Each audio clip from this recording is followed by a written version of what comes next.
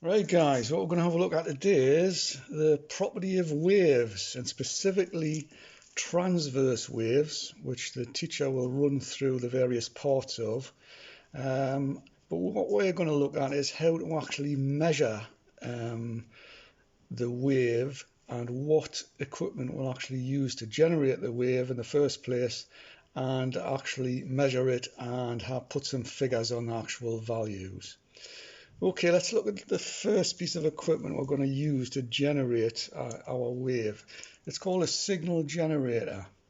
Right, this is a piece of equipment here, which you can see generates a signal basically, and you can see on the screen there at the moment it says 50. That means 50 hertz, 50 cycles per second. Now I can change that with this knob here. I can either take it up or I can take it down. And you can see the setting we're on at the moment, looking at this dial here, the little white dot is between 10 and 100. So we're measuring between 10 and 100 hertz, and we have 50 hertz on the screen there. So this is the type of wave it is, which is a sine wave. And we'll look at these other knobs here in a second and see what they actually do. So the output from the signal generator leaves on these two terminals here and comes down to another piece of equipment which we call an oscilloscope. Now what the oscilloscope does is enable us to actually look at the wave being generated and take some measurements. So let's look at the wave at the moment. We've established that the signal generator is generating 50 hertz, 50 cycles a second, and that's what 50 cycles a second looks like on the oscilloscope. So let's examine that in more detail. So two dials on the oscilloscope. First of all, this dial here, which controls the amount of voltage being sensed, and it displays that on the vertical axis. So if I put that down to 10 there, the white dot against the 10, and we'll look across to the left, you can see it's volts per division. So what that means is 10 volts per each one of these squares on the screen in a vertical plane. So if you look carefully, you'll see that there are 8 squares going vertically, and if we turn the dial around to 1, what that means now is each one of those squares is representing a value of 1 volt. 1 volt per division. So that's the vertical axis measuring voltage. The other axis, which is a horizontal axis across the screen, that is called a time base axis on the oscilloscope, and that measures time. You can see at the moment I have the white dot against 5, and the value is milliseconds, 5 milliseconds. If I turn it down to 50 there, each one of the squares on the horizontal plane now represents 50 milliseconds. Put it back up to 5. So each square now along the horizontal axis represents 5 milliseconds. So vertically voltage controlled by this dial, and horizontal time base, which is controlled by this dial. So the screen's a bit difficult to interpret this. So what I've done is drawn out that on a bigger screen, which is to the right, the left of me here. So there's the waveform. The teacher will run through what the various parts of the waveform in, but the bit we're interested in, right, is from the wavelength, which is from this point here to this point here. Now, remember I said each one of these squares represents 5 milliseconds. Okay, so how many squares do I have between the two peaks of the waveform, which in effect is a wavelength? So we have 1, 2, 3, 4. So 4 times 5 is 20 milliseconds. So one wavelength is 20 milliseconds. To work out the frequency, what we do is we have 1 over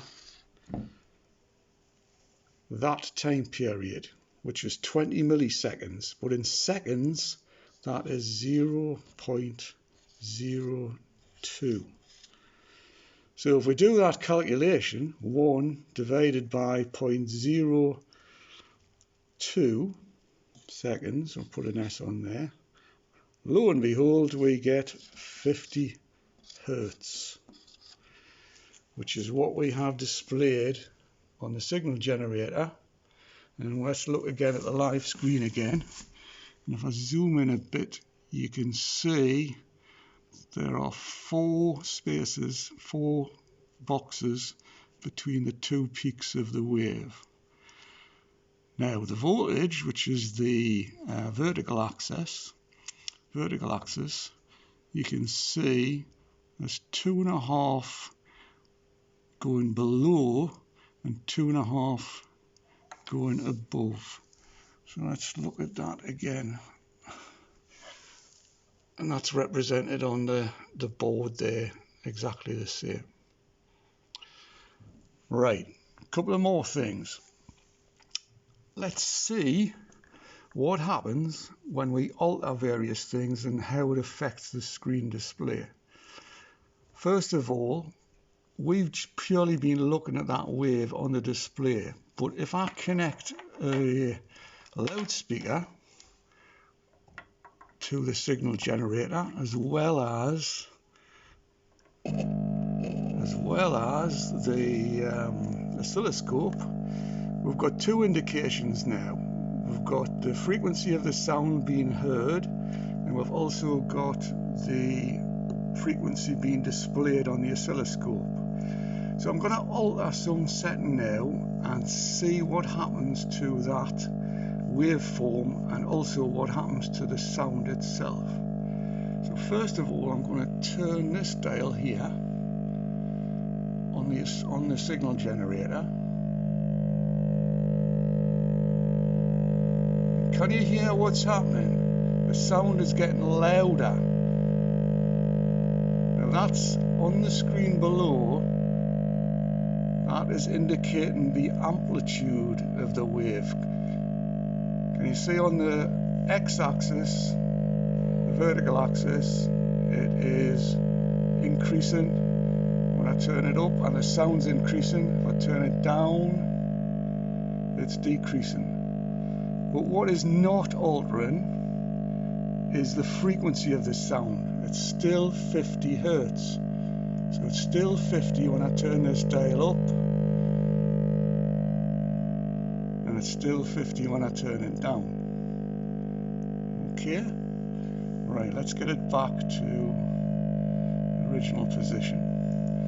So we're altering the amplitude by turning that dial on the signal generator. Now let's turn the other dial and see what happens this time.